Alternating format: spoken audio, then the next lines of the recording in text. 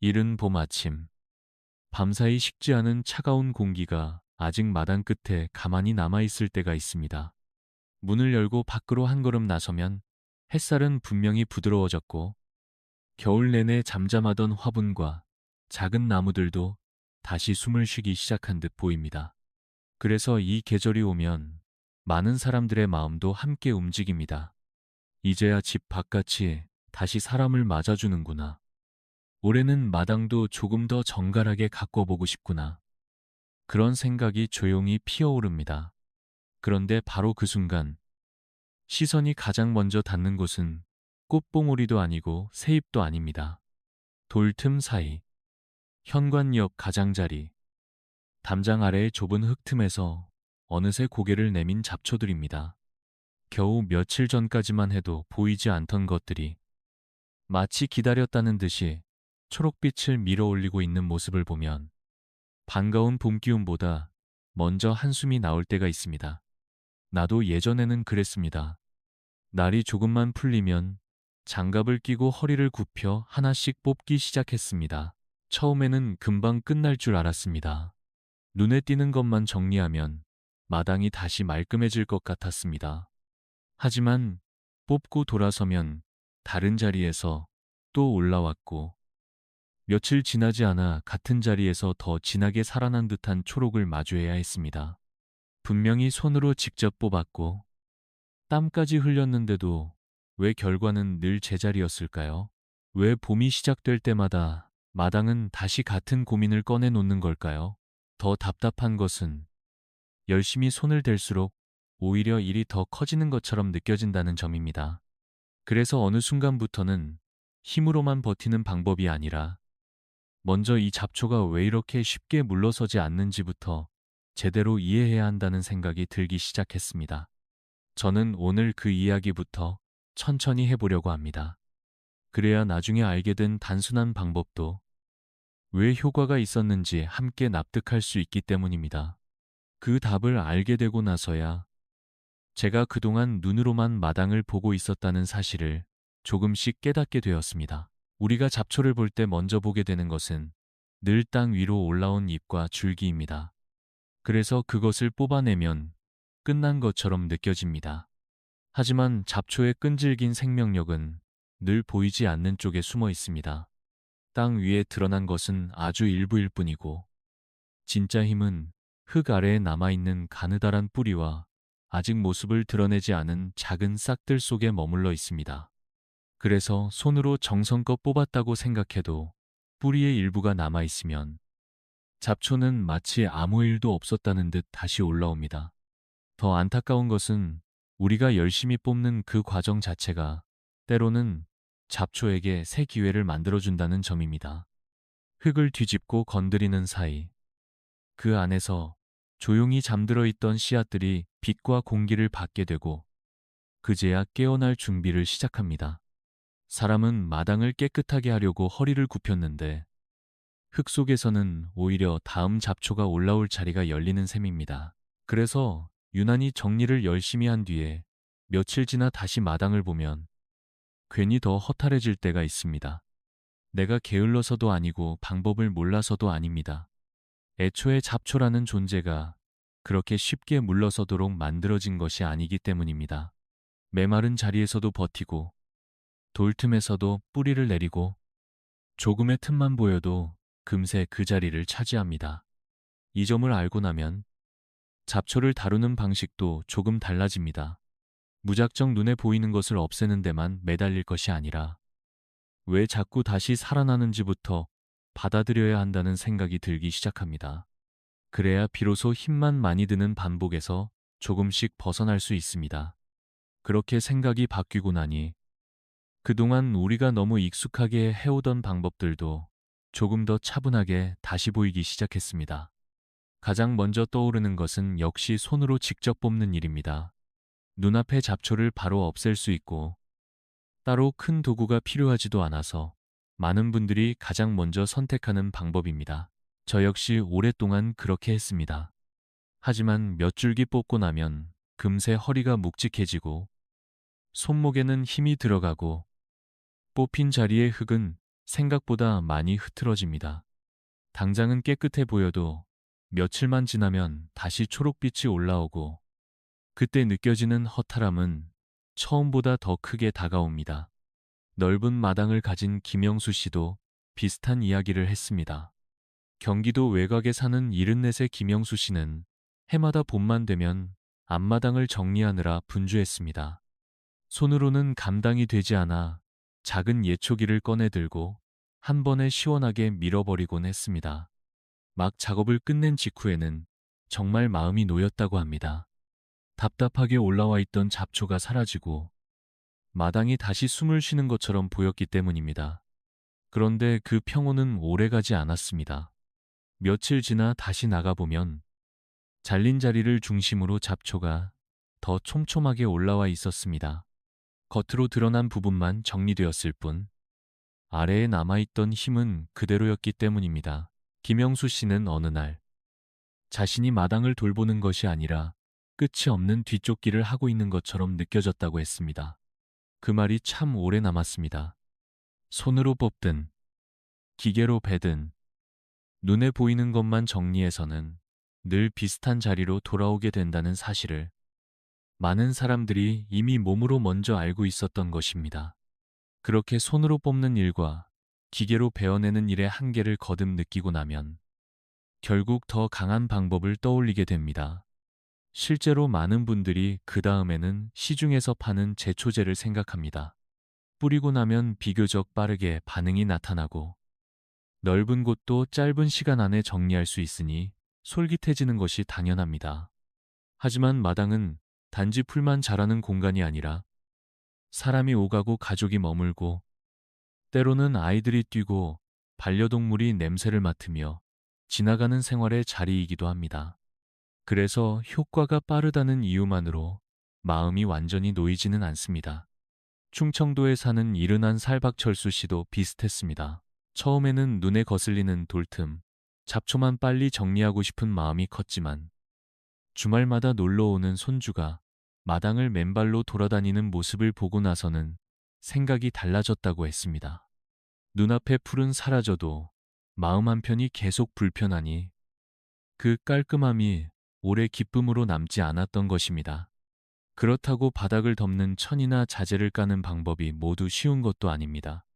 분명 효과를 기대할 수는 있지만 처음 손댈 때 품이 많이 들고 비용도 만만치 않으며 모서리나 좁은 틈처럼 애매한 곳은 오히려 더 손이 갑니다. 시간이 지나면 위에 먼지와 흙이 쌓여 또 다른 싹이 자리 잡는 경우도 생깁니다. 결국 사람을 지치게 만드는 것은 잡초 자체만이 아니라 어떤 방법을 써도 속 시원하게 끝났다는 느낌을 주지 못한다는 점인지도 모릅니다. 그래서 필요한 것은 더 강한 수단이 아니라 부담은 덜하고 마음은 더 편하면서도 우리가 실제로 다루고 싶은 자리에는 충분히 쓸 수 있는 방법이었습니다. 그리고 바로 그 지점에서 비싸지도 거창하지도 않지만 의외로 현실적인 한 가지 방향이 눈에 들어오기 시작했습니다. 그 방법을 처음 알게 되었을 때 저도 솔직히 말하면 조금 의아했습니다. 잡초 때문에 해마다 이렇게 애를 먹는데 정말 부엌이나 다용도실 근처에서 쉽게 찾을 수 있는 것들로 도움이 될 수 있을까 하는 마음이 먼저 들었습니다. 그런데 막상 하나씩 꺼내놓고 보니 오히려 그래서 더 오래 기억에 남았습니다. 특별한 기계도 아니고 이름부터 어려운 약품도 아니었습니다. 물, 식초, 소금, 그리고 분무기에 넣어 뿌릴 수 있도록 준비하는 일. 여기에 액체가 잎에 조금 더 머물도록 돕는 주방세제를 아주 약간 더하는 정도면 충분했습니다. 중요한 것은 값이 싸다는 사실 자체가 아니었습니다. 누구나 부담 없이 준비할 수 있고 필요한 만큼만 만들어 바로 쓸 수 있으며 무엇보다도 아주 좁고 난처한 자리부터 차분히 시험해 볼 수 있다는 점이었습니다. 저는 이 방법이 마음에 들었던 이유도 바로 거기에 있었습니다. 거창하게 마당 전체를 한 번에 뒤집는 방식이 아니라 늘 눈에 밟히던 현관 옆 틈이나 돌 사이처럼 작은 곳부터 시작할 수 있었기 때문입니다. 준비 과정도 복잡하지 않았습니다. 분무기에 물을 먼저 담고 식초를 더하고 소금을 넣어 흔들어 풀어준 다음 마지막에 주방 세제를 몇 방울 떨어뜨리는 정도였습니다. 누군가에게는 너무 평범해 보여서 오히려 지나칠 수도 있는 조합이지만 그런 단순함 덕분에 계절이 바뀔 때마다 다시 꺼내 쓰기에도 부담이 없었습니다. 결국 사람을 오래 돕는 방법은 늘 화려한 것이 아니라 생활 안에 자연스럽게 들어와 반복할 수 있는 방식이라는 생각이 들었습니다. 그리고 이쯤에서 많은 분들이 가장 궁금해하실 겁니다. 이렇게 흔한 재료들의 조합이 왜 잡초 앞에서는 의외의 힘을 보이는지, 또 어디까지 믿고 써도 되는지 말입니다. 그 이유를 알고 나면 이 방법을 바라보는 마음도 훨씬 차분해집니다. 먼저 식초는 잡초의 잎과 여린 표면에 직접 닿으면서 변화를 일으키는 역할을 합니다. 눈에 보이는 부분부터 힘을 빼놓는 데 도움이 되는 것입니다. 여기에 소금이 더해지면 잡초가 버티는 데 필요한 수분 환경을 불편하게 만드는 쪽으로 작용합니다. 그리고 주방세제 몇 방울은 그 액체가 잎 위를 미끄러져 바로 흘러내리지 않도록 붙잡아주는 몫을 합니다. 따로 보면 너무 평범한 재료들인데 함께 쓰면 각자 해야 할 일을 나누어 맡는 셈입니다. 그래서 중요한 것은 양을 과하게 넣는 것도 아니고 한번 뿌렸다고 모든 곳에서 같은 결과를 기대하는 것도 아닙니다. 많은 분들이 이런 생활 속 방법에 실망하는 순간은 대개 방법이 틀려서가 아니라 쓸 자리가 아닌 곳까지 같은 기준으로 기대했기 때문입니다. 이 혼합액은 마당 전체를 단숨에 바꾸는 마법이 아닙니다. 잡초의 성질과 자리의 특성을 고려해서 꼭 필요한 틈과 구석에 조심스럽게 쓰는 현실적인 방법에 가깝습니다. 그래서 저는 오히려 이 점이 더 믿음직하다고 느꼈습니다. 과장되게 모든 문제를 해결해 준다고 말하지 않기 때문입니다. 작은 자리에 맞게 쓰면 분명 도움이 되지만 그렇지 않은 곳까지 무리하게 넓히면 실망도 그만큼 커질 수 있습니다. 결국 이 방법의 힘은 재료가 특별해서 생기는 것이 아니라 어디에 어떻게 써야 하는지를 알고 접근할 때 드러납니다. 그리고 바로 그 점 때문에 이제부터는 효과보다 더 중요한 한 가지를 꼭 함께 말씀드려야 합니다. 이 방법이 도움이 되는 자리와 절대로 가볍게 써서는 안 되는 자리를 분명히 나누어 보는 일입니다. 그래서 이 방법을 이야기할 때는 늘 효과보다 먼저 자리를 살펴보아야 합니다. 잘 맞는 곳에 쓰면 분명 손이 덜 가는 도움이 되지만 맞지 않는 곳에 무심코 닿게 하면 오래 후회할 수 있기 때문입니다. 가장 어울리는 곳은 앞으로도 꽃이나 채소를 키울 계획이 없는 자리입니다. 현관 앞 돌틈, 담장 아래의 좁은 경계, 자갈이 깔린 구석, 콘크리트 옆에 갈라진 틈처럼 눈에 거슬리는 풀이 반복해서 올라오지만 굳이 다른 식물을 둘 생각은 없는 곳이 좋습니다. 반대로 화단 가장자리나 나무뿌리 가까운 곳, 잔디가 이어진 자리, 텃밭 옆처럼 흙의 상태를 오래 지켜야 하는 곳에는 조심해야 합니다. 한 번은 박철수 씨도 돌틈에 시험해보고 반응이 괜찮자 마음이 놓였다고 했습니다. 그런데 어느 날은 바람을 제대로 보지 않고 뿌렸다가 가장자리 가까운 꽃자리 쪽까지 액체가 조금 번졌습니다. 크게 넓은 면적은 아니었지만 시간이 지나도 그 부분의 흙은 예전처럼 편안해 보이지 않았고 그는 그제야 이 방법은 많이 쓰는 것이 중요한 것이 아니라 정확히 쓰는 것이 중요하다는 사실을 실감했다고 했습니다. 그 이야기를 들으며 저도 다시 한번 마음에 새겼습니다. 같은 재료라도 어떤 자리에서는 든든한 도움이 되지만 다른 자리에서는 괜한 미련을 남길 수 있다는 점 말입니다. 그래서 분무기를 들기 전에 먼저 생각해야 할 것은 얼마나 넓게 처리할까가 아니라 내가 이 자리에 앞으로 무엇을 남겨두고 싶은가 하는 질문입니다. 그 질문에 답하고 나면 손도 훨씬 조심스러워지고 방법도 더 오래 유용해집니다.